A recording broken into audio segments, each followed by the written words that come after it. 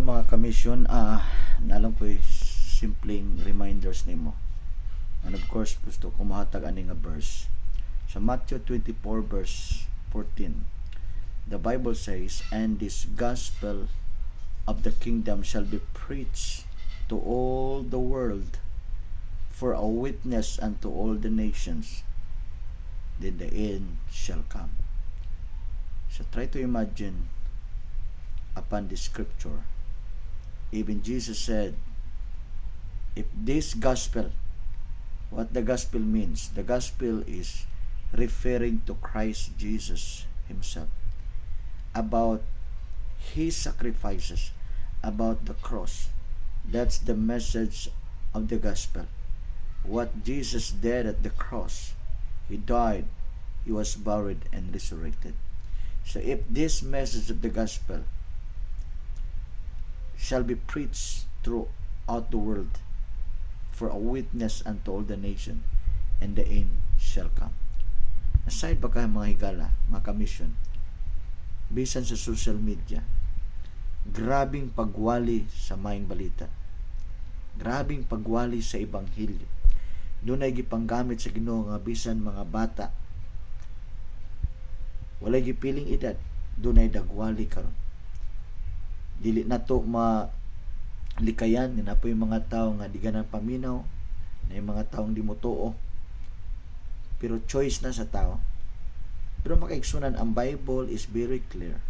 When the gospel of the kingdom shall be preached, kung mawali ni ingon nga saksi nga tustanang nasod, moabot ang katapusan. Ang pangutana karon, nawali na ba ang Ebanghelyo sa tibuok kalibutan?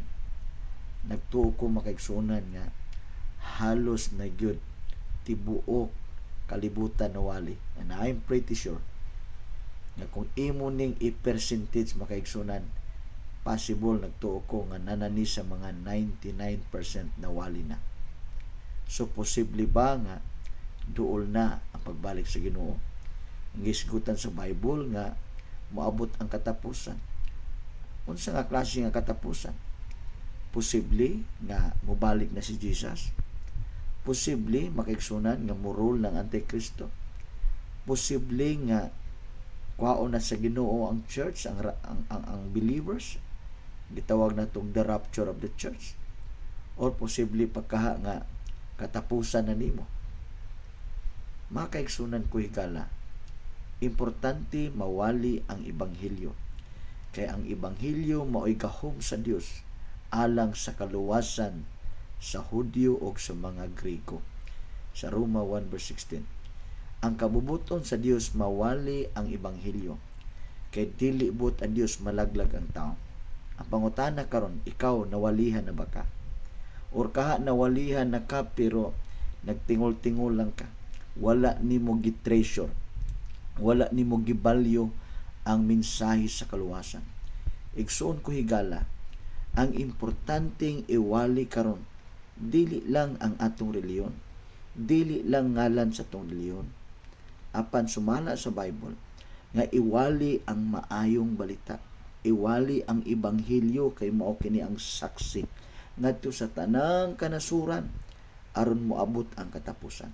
Sato pa, prior moabot ang katapusan, before ang tao mamatay, or before si Jesus mobalik, or before ang rapture of the church, dapat ka makadungog sa Ebanghelyo. O tungod ni ana, makabaton ka sa mong paglaom. Pero makaigsunan, kung makadungog ka sa Ebanghelyo, yun ang Bible, ayaw patigyahaan mong kasing-kasing. Subo nga doon ay mga tao nga di mo tuo. Pero choice mo na sa tao, naman tayo free will. Freedom to choose. Pero mo na kung pagdasig. Ayaw saya nga ang mga adlaw panahon. Dapat ang tao mudawat sa Ebanghelyo sa kaluwasan aron moabot niyang pagtuo. Kay ang Bible nagsulti, ang pagtuo moabot gikan sa pagpamati. Faith cometh by hearing, upon hearing the word of God. Ikson ko higala, giwali na ang maayong balita karon. Ang pangutana karon, ikaw nga nakadungog ani, imo ba ning gidawat? Gitreasure ba nimo? Naginulsol ba ta sa itong mga kapakyasan? Mituo ba ta ni Jesus? Midawat ba ta ni Jesus nga atong ginugman uluwas? Si Jesus lang ang dalan nga matutag langit. wala na gyud laing dalan gawas ra gyud ni Jesus. Si Jesus ang nahimong bayad, siya ang nahimong lukat, siya ang nahimong ransom aron ako ug ikaw mabayran sa atong mga sala. Kay di ta kabayad, apan si Jesus ang nagbayad aron nga tanan mo tuo kang Jesus makabaton sa maong saan nga maong kinabuhi nga walay katapusan. Higala ko giwali na karon ang banghilyo ngadto sa tibuok kalibutan. Busa dili ta kumpiyansa kay haduol na ta sa atong katapusan. Posible nga mobalik na si Jesus anytime from now. Or kaha basig unyag last na nimo karon nga adlaw. Last na nimo karon nga tuig ug last na nimo nga bulan wa ta nasayod. Kay ingon si Pablo makaigsunan, whether I live or I die, I belongs to the Lord. For to me to live is Christ and to die is gain.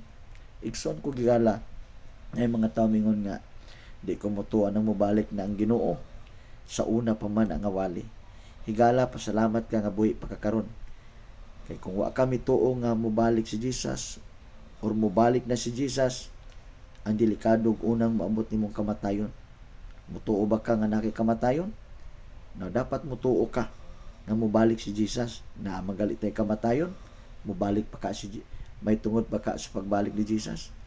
Nga samang pulong sa Ginoong naghisgot may tungod sa kamatayon, o samang pulong sa Ginoong nag-ingon may tungod sa iyang pagbalik. Busa higala ko karon ang atong higayon nga mudangop ta ni Jesus, mga lagad ta niya kay anytime from now kuhaon tas Ginoo makig-uban ta niya dito sa gingarian nga wala na katapusan. Salamat sa pagpaminaw. Dalaygon ang Dios ug maayong adlaw. Bye-bye.